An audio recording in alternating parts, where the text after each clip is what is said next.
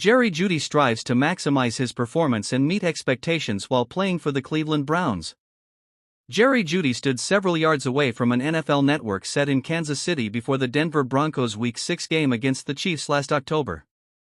At the desk that day was former NFL wide receiver Steve Smith Sr., who was on air for the pregame show.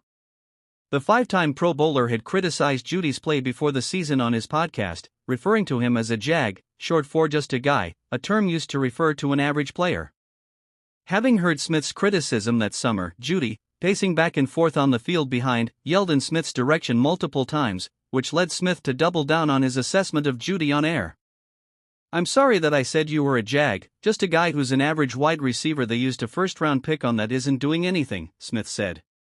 "I hope today that you actually show up in a way that you haven't showed up in the last couple years since they drafted you. I'm sorry for saying that you're an average wide receiver that they will eventually move on from.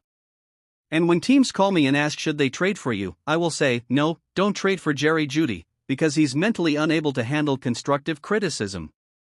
He can be a wide receiver. He's a tier 3. Jeudy finished the season with the second fewest receiving yards in his career, 758, and the Broncos traded him, as Smith speculated they would, to the Cleveland Browns for 2 picks, 2024 5th and 6th rounders, in March after Jeudy asked out of Denver. In his 5th season, Jeudy is still working to be more than just a guy and live up to the potential that made him the number 15 pick in the 2020 draft.